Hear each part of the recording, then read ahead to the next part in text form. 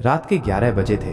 मुंबई से कोलकाता जाने वाली ट्रेन नंबर 12,345 बरसात की ठंडी हवा में सिसकती हुई बेगुनकोदर स्टेशन पर रुकी। यह छोटा सा स्टेशन पश्चिम बंगाल के एक सुनसान इलाके में था, जहां से गुजरने वाली ज्यादातर ट्रेनें भी नहीं रुकती थीं।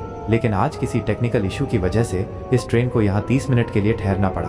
स्टेशन का नाम प्लेटफॉर्म पर लगी जंग खाए तख्ती पर लिखा था बेगुनकोदर। ये नाम सुनते ही यात्रियों में सन्नाटा छा गया। कुछ साल पहले तक यह स्टेशन भूतहा के नाम से कुख्यात था। स्थानीय लोग इसे छूने तक से डरते थे। अंजलि ट्रेन की खिड़की से बाहर झांक रही थी। उसकी नज़र स्टेशन के खंडहर नुमा बिल्डिंग पर पड़ी। खिड़कियां टूटी हुई थी, प्लेटफॉर्म पर जंगली घास उगाई थी और एक कोने में स्टेशन मास्टर का कमरा बंद पड़ा था। अचानक उसे लगा जैसे उस कमरे की खिड़की से कोई झांक रहा हो। एक लंबी सी छाया जिसके चेहरे पर कोई आंखें नहीं थी। उसने पलकें झपकाईं और वह आकृति गायब हो गई। मैडम, यहाँ बाहर मत देखिए, ये जगह बदनाम है। ट्रेन के टीटीई ने उसे चेतावनी दी। क्यों, क्या हुआ था यहाँ? अंजलि ने पूछा। टीटीई ने डरते हुए कहा, कहते हैं सालों पहले यहाँ एक ट्रेन दुर्घटना हुई थी, सैकड़ों लोग मारे गए। उसके बाद से यहाँ वो दिखते हैं। अंजलि को याद आया, वो यहाँ पहले भी आ चुकी थी, 15 साल पहले, जब वो सिर्फ 10 साल की थी। उसके पिता इसी इलाके में रेलवे इंजीनियर थे। एक रात उन्हें बेगुनकोदर स्टेशन पर कुछ मरम्मत का काम करने भेजा गया। अंजलि और उसकी माँ भी साथ गई थी। वो रात उसकी जिंदगी का सबसे डरावना अनुभव था। उसने देखा था कैसे प्लेटफॉर्म पर खड़े उसके पिता ने अचानक चीखते हुए कहा, यहाँ कोई और है। फिर कुछ ऐसा हुआ कि उनका परिवार तुरंत वहां से भाग गया। एक हफ्ते बाद उसके पिता की रहस्यमयी तरीके से मौत हो गई। ट्रेन की पटरी पर उनका शरीर मिला।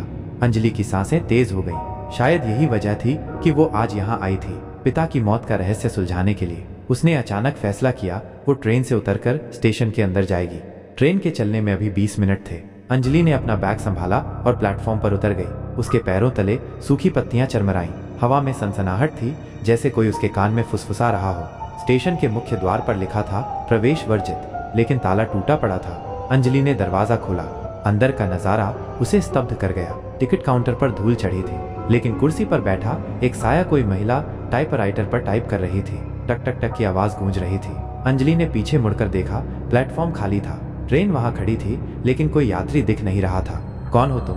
अचानक एक खोखली आवाज सुनाई दी। अंजलि ने घूमकर देखा, वही महिला अब टिकट काउंटर के पीछे खड़ी थी।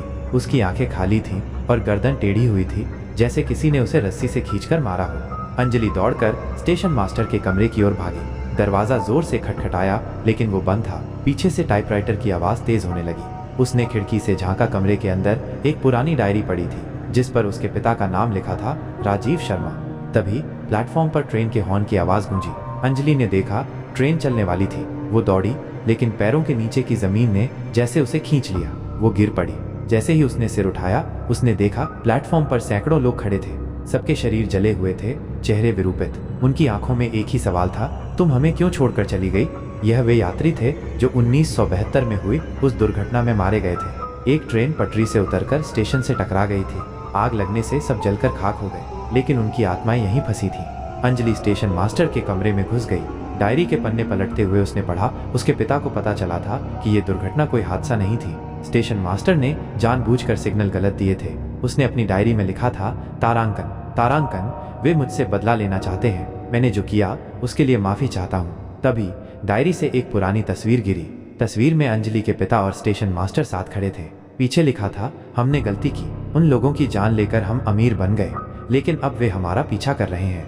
अंजलि का दिल धड़क रहा था। कमरे का तापमान अचानक गिर गया। उसने महसूस किया कोई उसके पीछे खड़ा है। पलटते ही उसने देखा स्टेशन मास्टर का भूत, जिसकी आंखों से खून बह रहा था। तुम्हारे पिता ने हमें धोखा दिया, भूत ने गरजते हुए कहा। उसने मुझे पैसों के लिए इस हादसे को अंजाम देने में मदद की, लेकिन जब मैंने पछताकर सच उजागर करना चाहा तो उसने मुझे यहाँ मार डाला। अंजलि ने चीखते हुए कहा, मेरे पिता ने ऐसा नहीं किया होगा, देख लो सच्चाई। भूत ने उसकी कलाई पकड़ी। अंजलि की आंखों के सामने दृश्य बदल गया। वो 1972 की उस रात में पहुंच गई। उसने देखा कैसे उसके पिता और स्टेशन मास्टर ने जानबूझकर सिग्नल बदले। ट्रेन पटरी से उतरी और स्टेशन से टकराई। चीखें, आग, मौत। अंजलि की आंखों से आंसू बहने लगे। माफी मांगो, उन्हें मुक्ति दो, भूत चिल्लाया। अंजलि ने कांपते हाथों से डायरी के आखिरी पन्ने को फाड़ा, जहां उसके पिता ने लिखा था, मैं माफी चाहता हूँ। उसने वो पन्ना हवा में उछाल दिया। एक चमकती रोशनी में सारे भूत धीरे धीरे गायब होने लगे। स्टेशन मास्टर का भूत भी शांत हो गया। अब हम जा सकते हैं, उसने कहा। ट्रेन का हॉर्न बजा। अंजलि दौड़कर प्लेटफॉर्म पर पहुंची। ट्रेन चलने वाली थी। उसने पीछे मुड़कर देखा, स्टेशन अब खंडहर नहीं लग रहा था, वहाँ एक नई बिल्डिंग बन रही थी। अगले दिन अंजलि ने अखबार में खबर पढ़ी, 50 साल पुराने बेगुनकोदर स्टेशन को फिर से बनाया जाएगा। रेलवे ने 1972 की दुर्घटना में मारे गए यात्रियों की याद में स्मारक बनाने का फैसला किया। उसकी नज़र खबर के आखिरी पैराग्राफ पर पड़ी। इंजीनियर राजीव शर्मा के परिवार ने दुर्घटना की जिम्मेदारी स्वीकारते हुए मुआवजे की राशि दान कर दी है। अंजलि ने खिड़की से बाहर देखा, बारिश रुक चुकी थी। उसे लगा जैसे उसके पिता ने अंततः शांति पा ली थी। लेकिन रात को सोते समय उसके कान में अब भी एक आवाज गूंजती रहती, धन्यवाद बेटी। यह कहानी वास्तविकता से प्रेरित है। बेगुनकोदर स्टेशन पश्चिम बंगाल को लंबे समय तक भूतहा माना जाता रहा। 2009 में इसे दोबारा खोला गया, लेकिन स्थानीय लोग आज भी यहाँ रुकने से डरते हैं। अगर आपने अभी तक सब्सक्राइब नहीं किया है तो जल्दी करें, क्योंकि अगली वीडियो में मैं लेकर आ रहा हूँ उस लड़की की कहानी जो कभी सो नहीं पाई। और हाँ, कमेंट में लिखें, डर गया अगर आपने वीडियो के बीच में पलकें झपकाई।